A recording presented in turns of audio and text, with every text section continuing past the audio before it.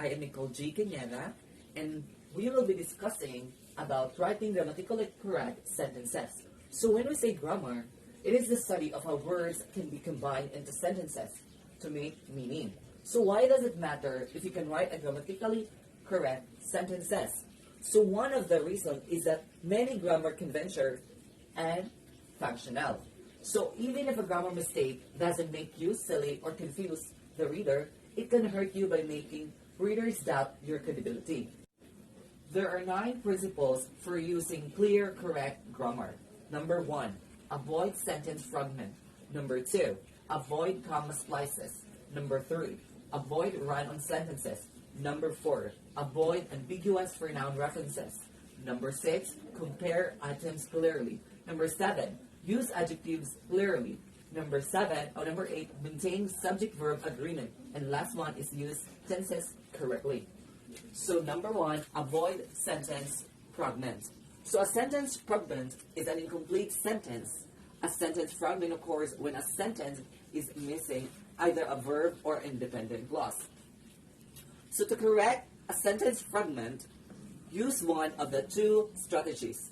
These are introduce a verb and link the fragment, an independent element, to an independent clause. So this is the example of fragments. So the pressure loss caused by a worn gasket. So the example is a fragment because it lacks of verbs. So this example is lack of verbs. So the word cause does not function as a verb here. Rather, it introduces a phrase that describes the pressure loss. So this is the example of the complete. The pressure loss was caused by a worn gasket. So pressure loss now has a verb, which is the word caused. Another complete sentence, we identify the pressure loss caused by a worn gasket. So pressure loss become the object in a new main clause. We identified the pressure loss.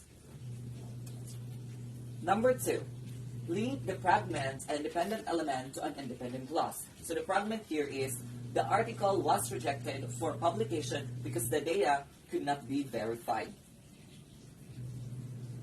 So because the data could not be verified, it is a fragment because it lacks an independent clause, a clause that has a subject and a verb and could not stand alone as a sentence.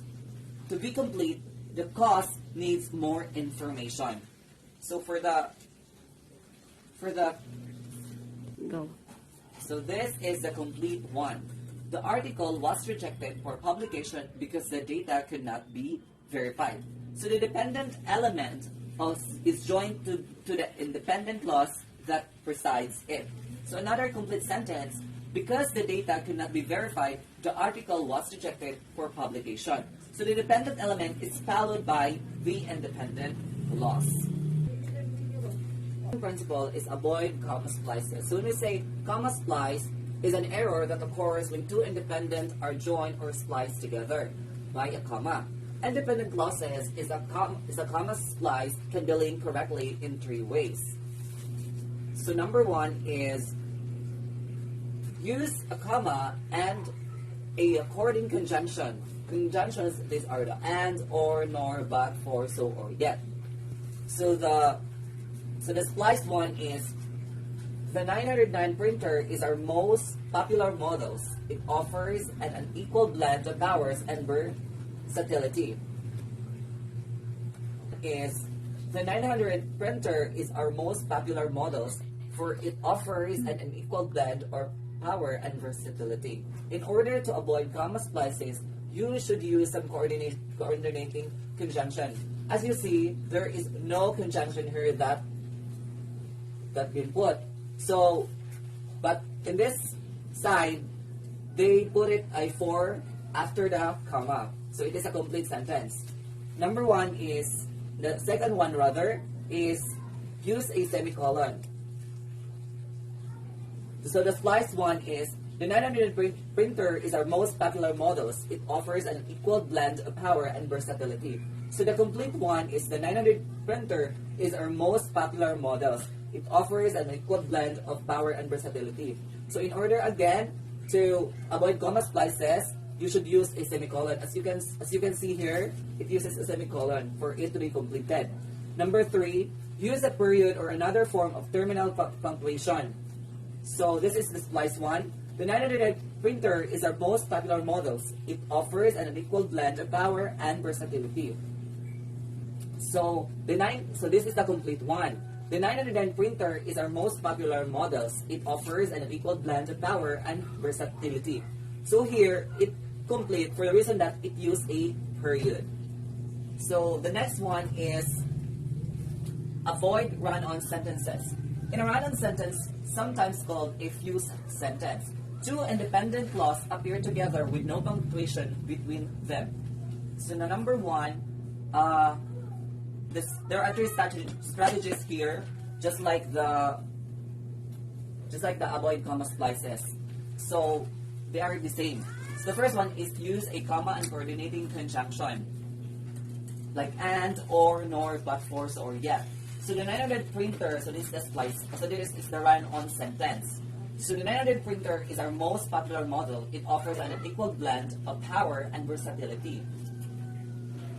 This is the complete one. The 900 printer is our most popular model, for it offers an unequal blend of power and versatility. Now, why it is complete? For the reason that it uses a comma and a conjunction. Here, it uses for after the comma. Next one is use a semicolon. So the 900, so this is the splice. This is the run-on sentence. The 900 printer is our most popular model. It offers an equal blend of power and versatility. So this is the complete one. It became complete for the reason it used semicolon in order to avoid the run-on sentence. So number 3, use a period or other form of terminal punctuation. So this is the run-on sentence. The 909 printer is our most popular model. It offers an equal blend of power and versatility. So this is the complete one.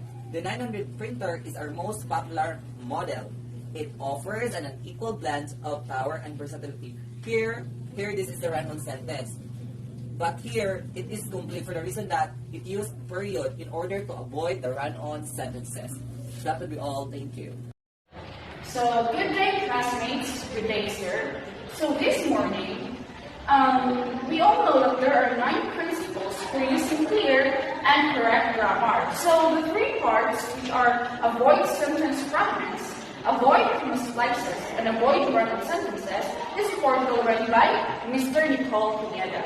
So, my part in here is to continue the another 3 parts of the principles to use clear grammar, which are the avoid ambiguous pronoun references, and the compare items clearly, and the use adjectives clearly.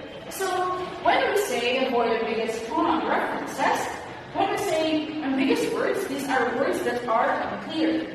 And avoid ambiguous pronoun references, pronouns must refer clearly to their antecedents. So, when we say antecedents, these are the word or phrase that is represented by another word such as pronoun. So, pronouns must refer clearly to their antecedents, the words or phrases they replace. The correct ambiguous word pronoun references use one of these 4 strategies. So there are 4 strategies to avoid ambiguous pronoun references. So the first one is to clarify the pronoun's antecedent. So there is an example here. The unclear or the ambiguous sentence here is remove the cell cluster from the medium and analyze it. The question is, analyze what? The cell cluster or the medium? So there are 4 clear words here. It is a range. So the first one is to analyze the cell cluster after removing it from the medium. The second one, analyze the medium after removing the cell cluster from it. The third one is remove the cell cluster from the medium, then analyze the cell cluster. The fourth one is to remove the cell cluster from the medium, then analyze the medium. So the second step is to clarify the relative pronouns such as which, introducing and dependent clause. So the unclear word here or the sentence that are ambiguous sentence or unclear, she decided to evaluate the program, which would take 5 months. So the question is, what would take 5 months, the program or the evaluation? So there are two sentences here, which is the unclear word turned to clear words. So there are two. She decided to evaluate the program, a process that would take 5 months. The explanation here is that by replacing which with the process that, the writer clearly indicates that it is the evaluation that will take 5 months, okay? So the second clear word here, the second clear sentence that is arranged is that she decided to evaluate the 5 months. What act as crossing linking sites allocating this or coordinate the last merit? So the clear sentence here is that the new parking regulations require that all employees pay for parking permits. These regulations are on the agenda for next Senate meeting. So those are the steps to avoid ambiguous pronoun references. So the second one is compare items clearly. When comparing or contrasting items, make sure your sentence communicates their relationship clearly. It is right now. So a simple comparison between two items usually causes no problems. For example, the X3000 has more storage than X2500. So simple comparisons, however, can sometimes result in ambiguous statements or unclear statements. So if you are introducing 3 items, make sure the reader can tell which 2 are to be compared. So the ambiguous here is truck eat more than minnows. Do truck eat minnows in addition to other food, or do truck eat more than minnows eat? So the clear word here is that truck eat more than the minnows do. So another one is truck eat more algae than minnows. So the clear here is truck eat more algae than they do minnows. Truck eat more algae than minnows do. So the second one is beware of comparison in which different aspects of the 2 items are compared. So the example here, or the illogical here, the resistance of the copper wiring is lower than the tin wiring. So the logical or the clear here is that the resistance of the copper wiring is lower than that of the tin wiring. Resistance cannot be logically compared with tin wiring in the revision. The pronoun that substitute for resistance in the second part of the comparison. So that is the steps of comparing the items clearly. The third one, or my last part is our important, is to explain to you use adjectives clearly. So when we say adjectives, these are modifies the noun or noun. So in general, adjectives are placed before the nouns until they modify. The plastic washer. In technical communication, however, writers often need to use clusters of adjectives. To prevent confusion in technical communication, follow the 2 guidelines. So there are 2 guidelines to prevent confusion in the technical communication. The first one is to use commas to separate and coordinate adjectives. So adjectives that describe different aspects of the same noun are known as coordinate adjectives. So portable, programmable device, adjustable, unremovable postings. The comma is used instead of the word and. So instead of using the word and, you must use the comma. So sometimes an adjective is considered part of a noun. It starts electric drill. So when one adjective modifies electric drill, no comma is required. So did you get it? So a reversible electric drill. The addition of 2 or more adjectives, however, creates the traditional coordinate construction, a 2-speed reversible electric drill. So the second one is used by constantly compound adjectives. So what is hyphen? Hyphen is a punctuation mark that is used to connect words or parts of words. So use hyphens to link compound adjectives. A compound adjective is made up of 2 or more words. Use hyphens. Hyphens To link these elements to the compound adjectives precede nouns, a variable angle accessory, increase cost of living rates. So the hyphens in the second example prevent increase from being read as an adjective modifying cost. A long string of compound adjectives can be confusing even if you use hyphens appropriately. To ensure clarity, form the adjectives into a clause or phrase following the noun. The unclear sentence here is an operator initiate the default prevention technique. That is the unclear words or the biggest one. So the clear word here is that a technique initiated by the operator to prevent default. So those are my 4 parts. To avoid the biggest component references, to prepare items clearly, and to use adjectives clearly. And definitely all, thank you for listening. Bye. Okay, so good afternoon everyone. So let us continue the importance. Let us continue the another principle for clear using uses of grammar. So next is we have the maintain subject verb agreement. So in our previous discussion, sa ito na pagdo sa survey, we have talked about the grammar stuff which includes the subject verb agreement. That is being said that the subject must agree to the verb of a sentence. Let's read. The subject and verb of a sentence must agree in number. So even when a prepositional phrase come between them. So we have here the example. First is we have the incorrect example. The result of the test are promising. What makes it's incorrect? Okay, so the thing that makes this statement or sentence is incorrect is that this word are. Why? It is because the word test is plural. Oh no, the word test is singular. Then the verb is plural. So it is very wrong. It is basically the maintain subject verb agreement. We have the correct one. The result of the test is promising. That is the correct. The result of the test, which is a singular, is promising. The verb is singular.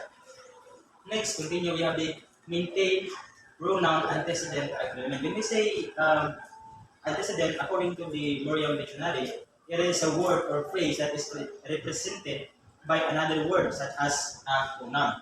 So a pronoun its antecedent must agree in number. Often an error occurs when the antecedent is collective noun, one that can be interpreted as either singular or plural. So depending on the situation. So we have here the example, the incorrect one. The company is proud to announce a new stock option plan for their employees. So we have the correct one here. The company is proud to announce a new stock option plan for its employees. So there are others are different between the two. So the word it's and the word there. So the correct one is it's. It is because we are only talking into one company. The word company is a singular form. So it's meaning singular. Then company acts as a single unit. Company acts as a single unit. Therefore, the singular pronoun is appropriate. Company is a singular form. Then it's the singular. So agree sila. Then that is the appropriate word or pronoun being used in this sentence. So when the individual members of a collective noun are emphasized, however, a plural pronoun is appropriate. So we have here the example. The inspection team have prepared their reports. So when we say the inspection team, it is referring to the individual. The next we have the members of the inspection team have prepared their reports. So members or inspection team is a plural form. So that's why we are using here the pronoun there, because we have here the plural subject, the inspection team, and then the members of the inspection team. So to continue the report, so the use of the word there emphasizes the team members, okay, have prepared their own report. So I have said earlier that it emphasizes the word there, emphasizes the word or the phrase team members. That's it. That is section of team. So that would be also to continue the report as colon Sir Jacob Solito for the tenses, the use of tenses.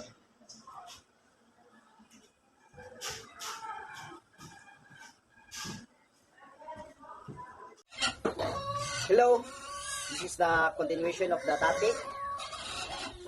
Use tenses correctly. Two verb tenses are commonly used in technical communications: present tense and the past perfect tense. The present tense is used to describe scientific principles. These are the example of the present tense, the incorrect and the correct. Incorrect. In 1992, Mackey and his co-authors argued that the atmosphere of Mars was salmon pink. This is the incorrect. Now let's proceed to the correct. 1992, Mackey and his co-authors argued that the atmosphere of Mars is salmon pink. These are the differences, no? The incorrect and the correct. Present tense. Now let's proceed to the past perfect tense. Past perfect tense is used to describe the earlier or two events that occurred in the past. This is the example. We had begun excavation when the foreman discovered the burial remains. Now, where is the past perfect tense here? Had begun, no? Had begun is the past perfect tense. The exhibition began before the burial remains discovered. Another example. The seminar had concluded before I got a chance to walk with Dr. Tran. Now, these are the uses tenses correctly, the present tense and the past perfect tense. That's all my part. Thank you. Good evening, classmates. Good evening, sir. So my topic for this evening is all about the structuring effective sentences. So here, a good technical communication consists of clear and graceful sentences that convey information economically. So in this topic, in this section, it describes 6 principles for structuring effective sentences. So my part is to discuss the 2 principles for structuring effective sentences. So the first one is emphasize new and important information. So we all know that as a technical communicator or technical writer must emphasize new and important information. So sentences are often easier to understand and more emphatic if new information appears at the end. So for us, technical communicator understand what to our readers really understand and more emphatic if our new information must appear at the end of our sentences. So for instance, if your company has labor problems and you want to describe the possible result, the structured sentence goes like this. For example, because of labor problems, we anticipate a 3-week delay. So in this case, a 3-week delay is the new information. So, diba, it is easy to understand if the new information if the new information is in the end of the sentence. And so the next one is, right, another example is if your readers already expect a 3-week delay but don't know the reason for it, reverse the structure. So ang giingon diri na if your readers daw expect a 3-week delay but wala sila kabalo kung sa reason, so the sentence goes like this. So we anticipate the 3-week delay in production because of labor problems. So in the sentence, we can really understand what is the main reason why is that the readers expect a 3-week delay. So here the new and important important information in that sentence is the labor problem. So try not to end the sentence with qualifying information that blanks the impact of new information. For another example, so weak, the joint could fail under special circumstances. So to improve the sentence goes like this. So under special circumstances, the joint could fail. So put references to time and space at the beginning of the sentences where they can provide context for the main idea that the sentence expresses. So since the last quarter of 2014, we have experienced an 8% turnover rate in personnel assigned to the project. On the north side of the building, water from the leaking pipes has damaged the exterior siding and the shed track on some interior walls. So the main purpose why we need to emphasize new and important information is to as a technical communicator, it is important to emphasize new and important information in order to effectively convey our messages to our audience, and also to emphasize new and important information because it gives clarity, it gives the highlight and new and important information that we want our readers can easily understand the main point of our the main point or the key details of our message. So it emphasizes your important information. Also, it can helps also our reader to avoid confusion and ensures that our message is clear and concise. So emphasize your important information. Also, it can gives attention also to our readers, and it gives also the organization of our sentences. It means that our structuring effective sentences is organized, and the last one is prioritization. So because not all information is equally important, so by emphasizing the most important information, you help your readers prioritize what they need to pay attention to, and this is especially crucial in technical communication where accuracy and precision are key. So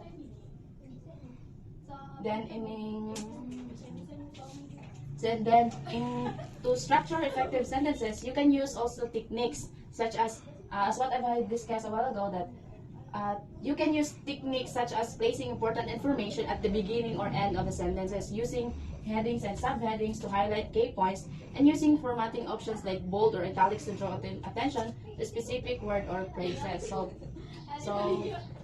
I think I'm done in presenting the number one principle to how to structure effective sentences, and let's proceed to the number two.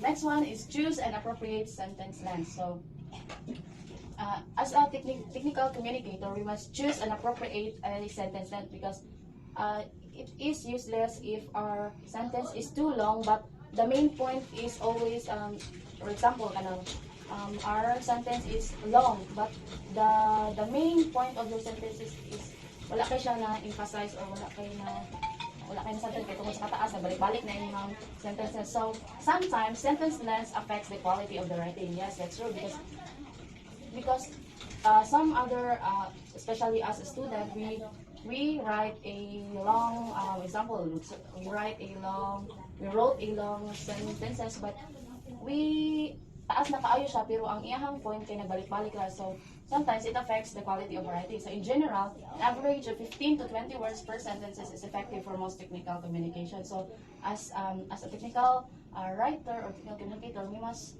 write an average of 15 to 20 words per sentences for us to be an effect. For per sentences is effective for most technical communication. So a series of 10-word sentences would be choppy. So a series of 10-word sentences would be choppy. Then a series of 35-word sentences would probably be too demanding, and a succession of sentences of approximately the same length would be monotonous. So then, so in revising a draft, two that we should avoid. So the first one is the avoid overly long sentences. So why? So because how long is too long? There is no simple answer because ease of reading depends on the vocabulary, sentence structure, and sentence length. So the reader's motivation and knowledge of the topic Topic, the purpose of the communication and the convention of the application you are using. For example, for instance, you use shorter sentences in tweets and text messages than in reports. So often, a draft will include sentences such as the following. Example, the construction of the new faculty is scheduled to begin in March, but it might be delayed by 1 or even 2 months by winter weather conditions, which can make it impossible or nearly impossible to begin excavating the foundation. Now, to avoid creating such long sentences, say one thing clearly and simply. So, to avoid the overlong sentence, we must the construction to avoid creating such long sentences, we must emphasize emphasize in our sentences that say one thing clearly and simple. We must say there a clear and a simple before moving on to the next idea. So, for example, to make this difficult 40-word sentence easier to read, divide it into 2 sentences. No, para daw na to make difficult 40-word sentence, himuon nato siya og duha ka sentence like this. Example, the construction of the new facility is scheduled to begin in March. However, construction might be delayed until April or even maybe brighter weather condition, which can make it impossible or nearly impossible to begin excavating the foundation. So sometimes an overly long sentence can be fixed by creating a list. See the guideline maps in. And the next that we should avoid as a technical communicator, we must avoid an overly short sentences. Opposite na sila din. Avoid overly short sentences just as a sentence as can be too long. They can also be too short and choppy as in the following example. For example, customarily, environmental cleanups are conducted on a time and materials basis. Using the T&M or the time and materials basis, the contractor performs the work. Then the contractor bills for the hours worked and cost of equipment and materials used during the work. With the T&M approach, spending for environmental cleanups by private and government entities has been difficult to contain. Also, actual contamination reduction has been slow. So, the problem here in a sentence is that some of the sentences are choppy and contains too little information, calling readers' attention to how the sentences are constructed rather than to what the sentences say. In case like this, the best way to revise is to combine sentences. So this is the here are now the combined sentences. So customarily, environmental cleanups are conducted on a time and materials T&M basis. The contractor performs the work, then bills for the hours worked and the cost of equipment and materials. With the T&M approach, spending for the environmental cleanups by private and government entities has been difficult to contain and contamination reduction has been slow. So, another problem with excessively short sentences is that they needlessly repeat key terms. Again, consider combining sentences. So, here are another example. I have experience working with various microprocessor-based systems. Some of the microprocessor-based systems include the T90, RCA9600, and AIM7600. So the sentence is too overshort and choppy. So the better sentence goes like this. I have experience working with various microprocessor-based systems, including the T90, RCA9600, and AIM7600. So that would be all for my part, and thank you. Good day, everyone. Structuring effective sentences in number 3 is we must focus on the real subject, because if we didn't focus on the real subject, the readers can easily understand or can easily get what the point is. And also in structuring effective sentences, focus on the real verb. We should use when we use the sentence, it should be a grammatical or in a correct grammar. Number 4 is focus on the real verb. The real verb is like a real subject. It should be stand out in every sentence. When we make a sentence, there should be a verb and also a sentence. And that's all. Good evening, everyone. Good evening, sir. Tonight, our topic for tonight is all about the use parallel of structure. So now, A sentence if its coordinate elements follow the same grammatical form. For example, all the clauses are either passive or active. All the verbs are neither infinitives or principles. So the use of parallel, it is using a words, two or words that ideas have the same level of importance. So now we have here the example of the use of parallel. So let's proceed to the non-parallel. So our present system is consisting as profits and reduces our productivity. So the example of parallel is our present system is costing us profits and reducing our productivity. So let's proceed to the confusing. The speakers will include of law firms, business people, and civic leaders. So now let's proceed to the clear. You have to clear this. The speakers will include business people, civic leaders, and partners of law firms. I think that will be my report. Thank you. So good evening everyone, good evening sir. I am Liza Namasala and this is my topic, use modifier effectively. So modifiers are words, phrases, and clauses that describe other elements in the sentence. So modifiers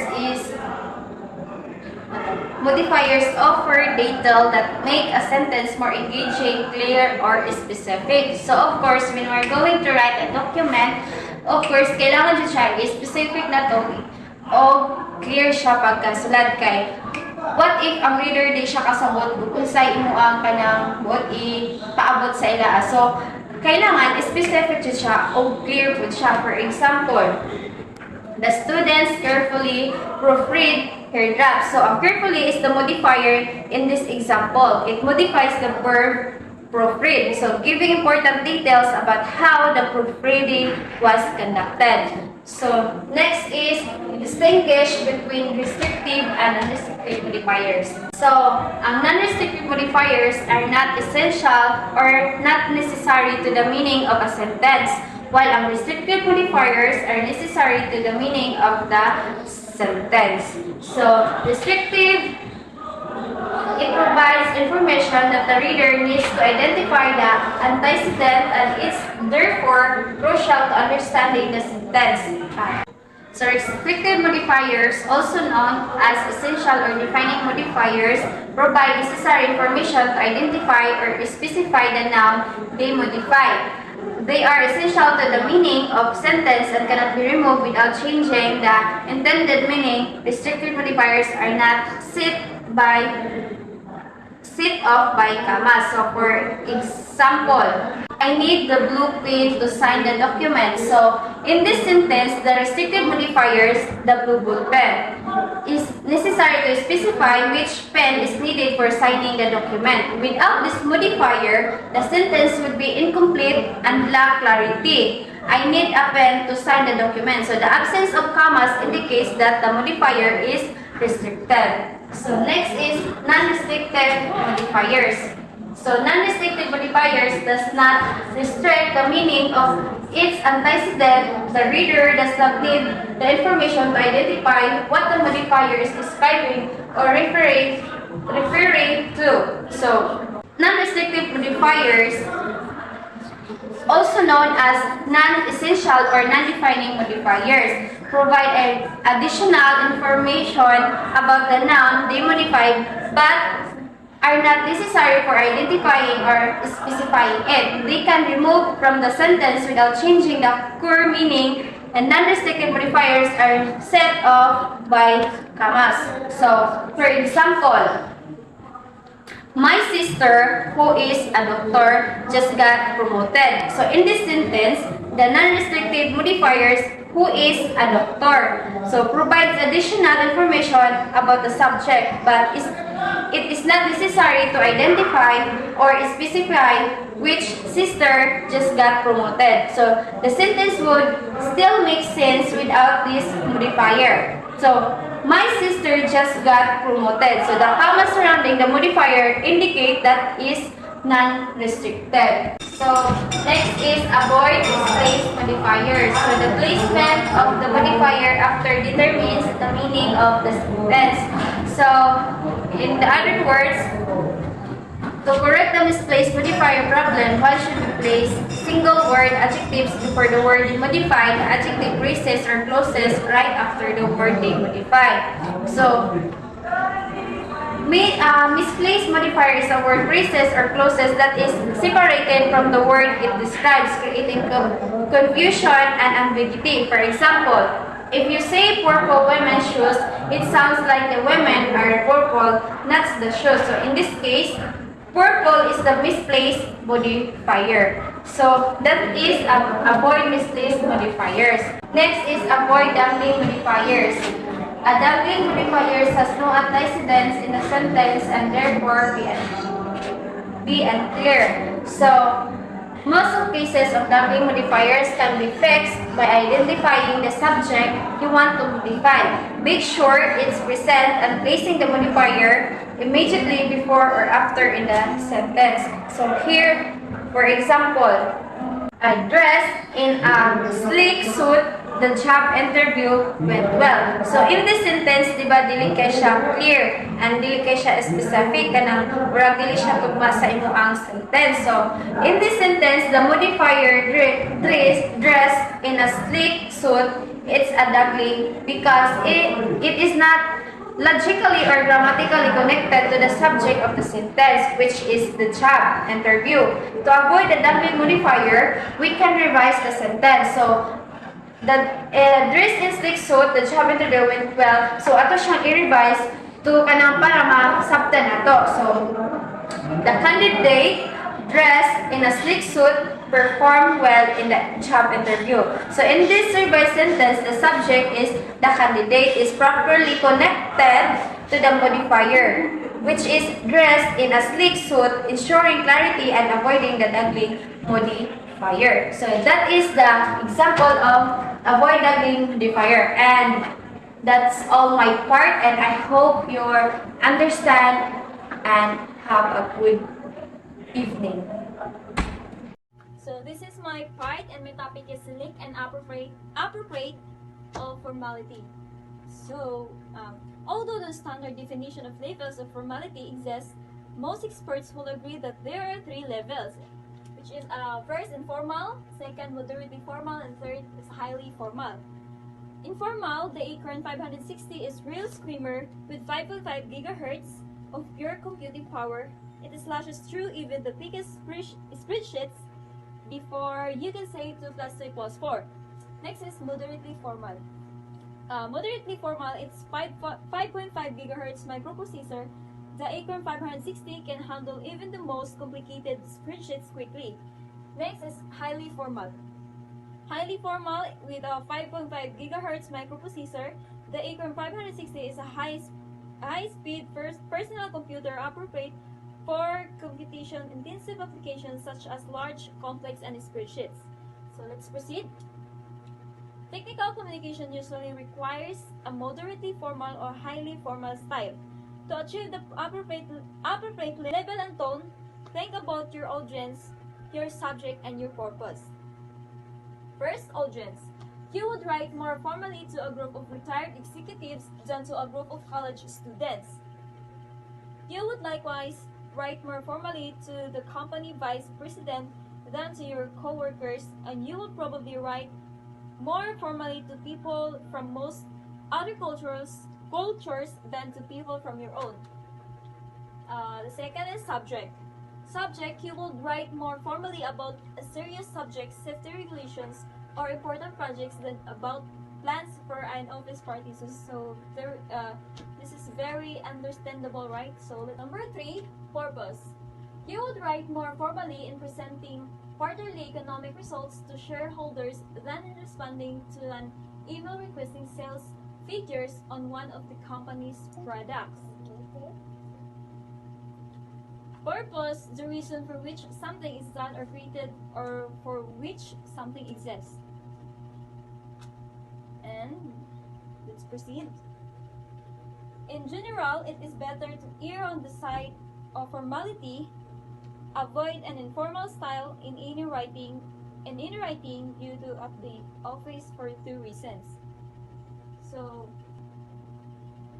in general, it is better to err on the side of formality, avoid an informal style in any writing you do at the office for two reasons.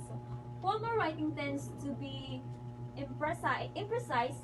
In the example, the Acorn 560 is a real screamer. What exactly is a screamer? So, informal writing often tends to be imprecise due to its relaxed and conversational nature. Next is the informal writing can be embarrassing. Informal writing can be embarrassing if your boss spots your email to a colleague. You might wish it didn't stop dog. Informal writing, individuals may use colloquial language, abbreviations, and expressions commonly used in spoken language. So that's all my part, and thank you. Good evening, everyone. Good evening, sir. I am Jessica Talingi, and my topic is all about Be Clear. So Be Clear is all about easy to perceive and easy to understand. So these are the 7 guidelines to make your writing clear. So first, we have use and passive voice appropriately. In a sentence using the active voice, the subject performs the action expressed by the verb. So when we say passive and active voice, it involves considering the emphasis you want to place on the subject or object of the sentence. An active voice, it is generally preferred for its directness and clarity, while the passive voice can be used when the focus is on the subject or when the doer of the action is less important. So these are the example of active voice and passive voice. So in active voice, in a sentence, a homeless man wants to read. So the subject is homeless man, and the active voice is won. So in the passive voice, in a sentence, the lottery was won by a homeless man. So the subject is the lottery, and the passive voice was won. And that's the example of passive and active voice. And the next is being specific. So this being specific involves using precise words, providing adequate detail, and avoiding ambiguity. So it means that being specific not only helps in effective communication but also demonstrates your knowledge and attention. It allows others to understand your intentions, instructions, or ideas accurately. And it is leading better collaboration and comprehension. So next is avoid unnecessary jargon. It's often in ridiculed dictionaries define it as writing that one does not understand or nonsensical, incoherent, or meaningless talk.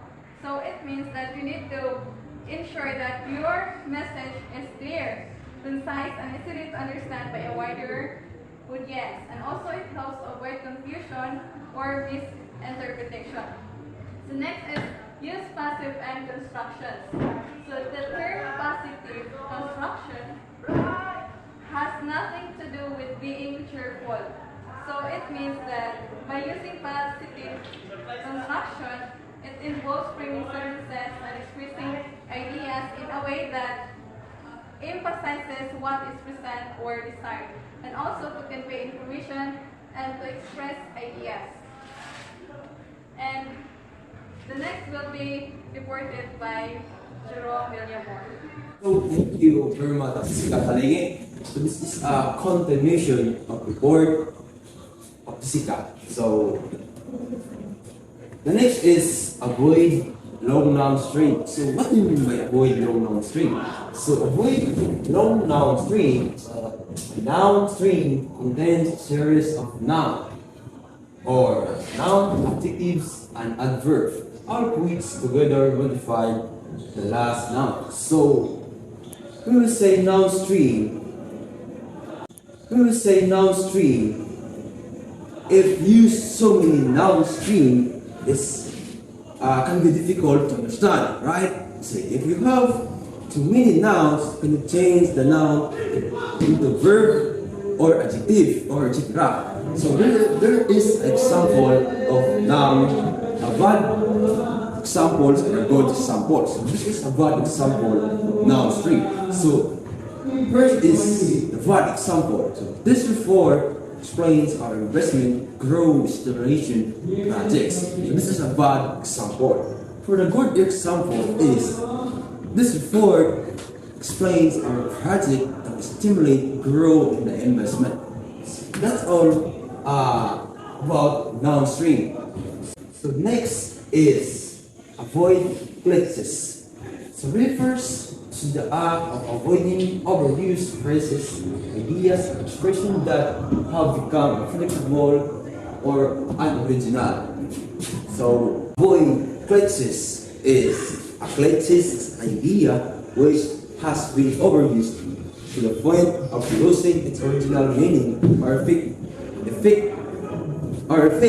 especially when some early time it was considered meaningful. So there's the example of glitches. So the next is avoid euphemism. So what do you mean by avoid euphemism? So avoid a euphemism means choosing the use of direct and straightforward language instead of using softer or more indirect terms to describe something unpleasant or offensive or taboo. So we will say euphemism. What do you mean by that? No? State here use direct and straightforward language. No? So there are examples of original sentence, right? So example of original sentence here is Uncle Kate died last year. So in euphemism words, Uncle Kate passed away last year. So there are this is another example of original sentence. I have to urinate. So in euphemism words, I have to screen a opinion. So you have choosing to direct or straightforward, right? So the next is sample is go away. No, original sentence is go away. So in euphemism, I really need a bit of peace and quiet. So that's all about a euphemism, no?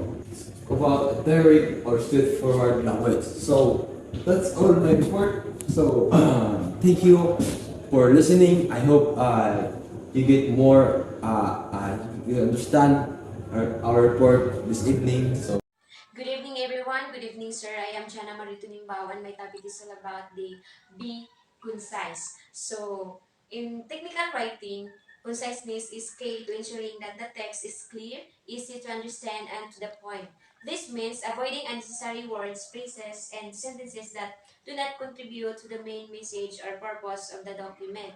Instead, focus on using simple, direct, and use active voice to convey information effectively. Additionally, use bullet points less and headings to organize content and make it easier for readers to scan and digest. So, there are 5 principles can help you write concise and technical documents. So, first is avoid obvious statements. So, avoid making obvious statements or assumptions in technical writing as they can lead to confusion or misunderstandings. Instead, provide clear and concise explanation supported by evidence, data, or examples to help readers comprehend the context and significance of the information being presented. So, one of the example of an obvious statement in technical writing is the system is capable of handling large amounts of data. This statement is obvious because it does not provide any specific information about the system's capacity or performance. Instead, a better explanation would be the system is capable of processing up to 100,000 records per second and has a storage capacity of 1 terabyte, making it suitable for handling large amounts of data.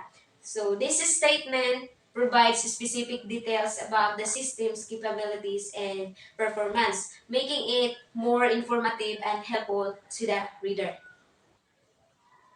So next is avoid filter. So in technical writing, it is essential to avoid using filter words as they can weaken the effectiveness of your communication. Filter words are words or phrases that insert an unnecessary level of distance between the writer and the reader, making it harder for the reader to understand the message being conveyed. Instead of using filter words, you should use direct, assertive language that conveys the same meaning but is more direct and clear. So, for example, instead of saying it appears that the data is inconsistent, you could say the data is inconsistent. Similarly, instead of saying it seems that there is a problem with the software, you could say there is a problem with that software. So using direct language will help to make your technical writing more concise, precise, and authoritative. It will also help to ensure that your message is understood by your readers, which is especially important in technical fields where precision is critical. So, next will be reported by Kisa Abdulmoin. Continuation of Jonah's report, I'll be discussing to you about avoid unnecessary prepositional phrases, avoid wordy phrases, and avoid fancy words. So let us first discuss what is avoid unnecessary prepositional phrases. So a prepositional phrase of a preposition is followed by a noun. Unnecessary prepositional phrases, often used along with abstract noun and normalizations, can make your writing long and boring. So I will show you the common examples of prepositional phrases that can be abridged. Include, when we say abridged, it is to shorten the words that you are using. So example, in order to, which is often short, and we can use it into to. And with regard to, which can be replaced with regarding or concerning. So it is better to use to rather than in order to, and regarding or concerning rather than with regard to. So in having too many prepositional in your sentence, make your writings wasteful in having your sentence. So let's proceed. Avoid wordy phrases. So wordy phrases also make writing long and boring. So here is an example. An example of wordy phrase is, in spite of the fact that I'm failing, I have enjoyed the class. But if you will write it in a better way, you can have, although I'm failing, I have enjoyed the class. So here are some examples of wordy phrase that you can, and an example of concise phrase. So instead of having a majority of, you can use most. And having also a number of, you can use some or many. And having at an early age, you can use soon. And at this point in time, you can use now. So in having concise phrase, of course, it is easy for your readers to understand what your writing is. So the last one is avoid fancy words. So writers sometimes think they will impress their readers by using fancy words. In technical communication, plain talk is best. An example of this one is, a fancy word is, the purchase of a database program will enhance our record maintenance capabilities. But if you will write it in a better way or in a plain way, buying a database program will help us maintain our records. So in having your plain sentence, of course, it is easy for your readers to understand your document. So an example of fancy word and a plain word. So instead of having advice, you can use tell. Ascertain, you can use learn and find out. So most of the writers think that when they use unnecessary prepositional phrases, wordy phrases, fancy words can make the writings best and good. But unfortunately, when you use unnecessary prepositional phrases, wordy phrases, fancy word, it can make your writing more complex, and it's not easy to understand by the readers. So that's all. Thank you. Good day, everyone. I am Arlene Mancenero, and my topic is use an offensive language and avoiding sexist language in technical writing. So what is inoffensive language? Inoffensive language is a language you should use to avoid your readers to be offended. From the word itself, inoffensive, not to offend your readers. So what is the importance of using an offensive language? An offensive language is a sure way to build goodwill and reputation. So guidelines in avoiding sexist language. So there are 6 suggestions for writing gender-neutral text. Suggestion number 1, replace male gender words to non-specific gender words. For example, chairman, for instance, can become chairperson or chair. Firemen are firefighters. Policemen are police officers. Number 2, switch to a different form of the verb. Sexist to non-sexist. For example, the operator must pass rigorous tests before he is promoted. Non-sexist. The operator must pass rigorous tests before being promoted. The word he is replaced by the word being in the non-sexist language. Suggestion number 3, switch to the plural. Non-sexist. Operators must pass rigorous tests before they are being promoted. Suggestion number 4, switch to he or she. For example, each operator is responsible for his or her operating manual. Suggestion number 5, address the reader directly. Use you and your or the understood you. You enter the serial number in the function. Suggestion number 6, alternate he and she. Language scholar Joseph Williams, way back 2007, and many other language authorities recommend alternating he and she from one paragraph or section to the next. And that would be all. Thank you and God bless everyone. Good evening, everyone. Good evening, sir. So my assigned topic is all about the people first language for referring to people with disabilities. Almost 1 in 5 Americans, some 56 million people, has a physical, sensory, emotional, or mental impairment that interfere with daily. So in writing about people with disabilities, use the people first approach. Treat the person as someone with disability, not as someone defined by that disability. So that disability is a condition the person has, not what the person is. So, why to customize grammar checker features? So, by customizing the rules that your word processor's grammar checker uses to check your writing, you can get help with the problem you find most difficult to detect on your own. So, how to customize grammar checker? So, from the file menu, choose option, then proofing. So under the section, when correcting spelling and grammar in Word, the writing style drop-down menu allows you to choose grammar and called grammar only in some version of Word. So grammar and more called grammar and style in some versions of Word. So the settings box provides a long list of options that can be customized by selecting the issues you want to check for you. So there have 5 guidelines using the people first approach. So first is refer to the person first, the disability second. So write people with intellectual disability, not intellectual disabled people. And second, don't confuse handicap with disability. Disability refers to the impairment or condition. Handicap refers to interaction between the person and his or her environment. And the third, don't refer to victimization. So, don't refer to victimization. Write a person with AIDS, not an AIDS victim or an AIDS sufferer. So, fourth, don't refer to a person as wheelchair-bound or confined to a wheelchair.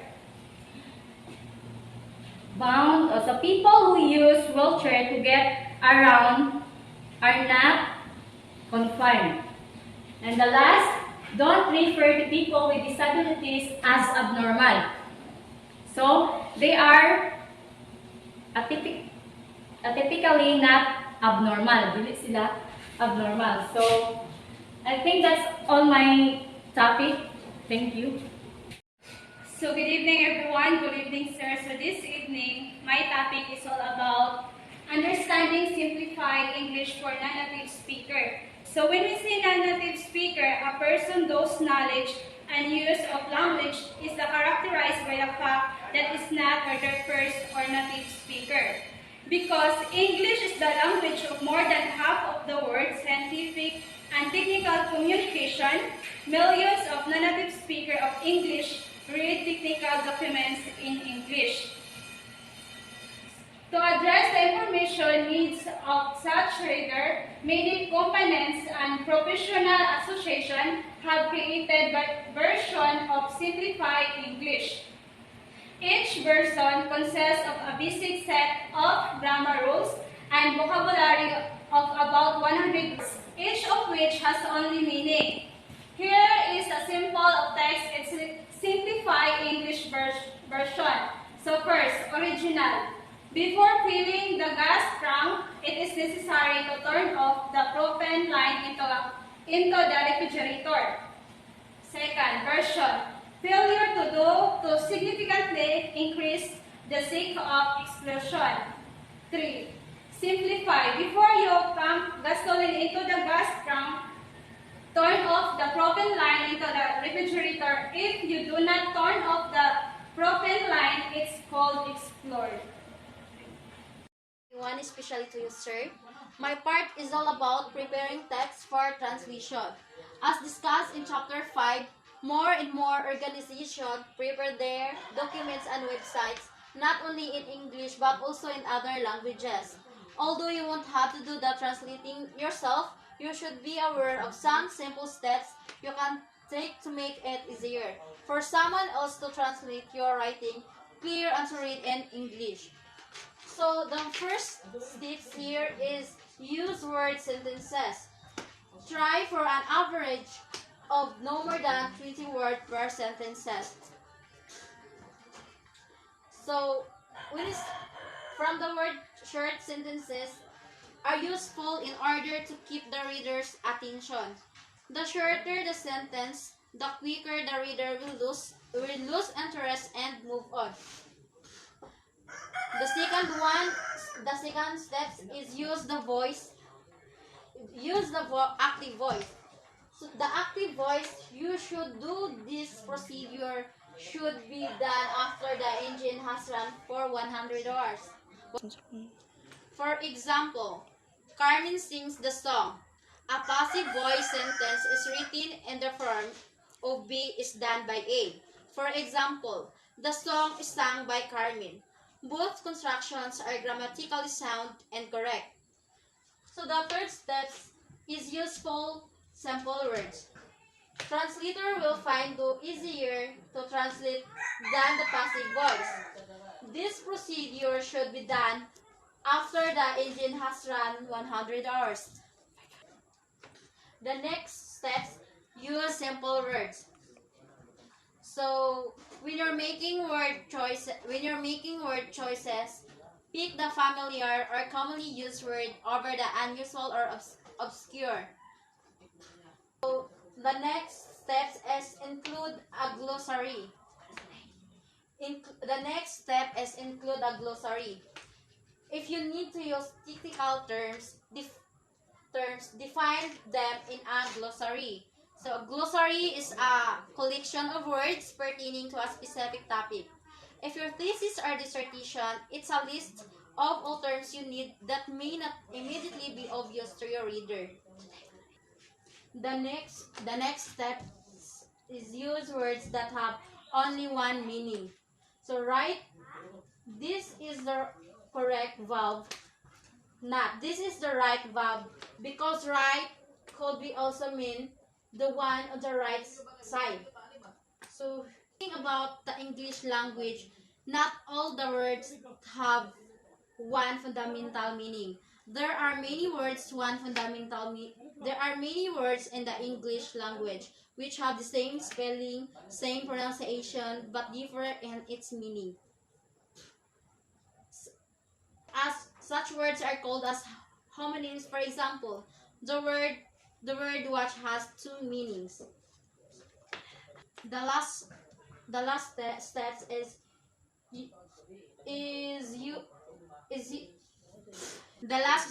is use pronounce carefully. Don't write. Matthews phones the meeting.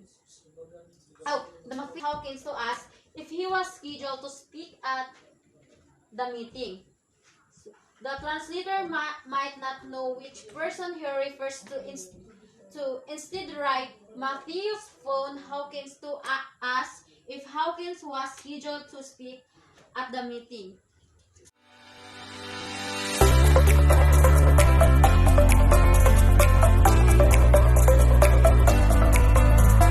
Good evening, everyone. I'm the last reporter. My topic is all about preparing for translation. Seeing as the errors in the source text affect the translations process, the quality of the translation, it is advisable to write the source text in a way that is conducive for translation and will facilitate the process. Rule-based writing allows the source text to be optimized, especially for translation and location. This is why it is worth its set rules for external against. Anyone who is used to writing text in English is likely to fall into the habit of writing numbers the English way even when this is not appropriate. This is exactly the type of error that can have a negative impact on translation process. For example, where English uses a decimal point, many other languages use a comma.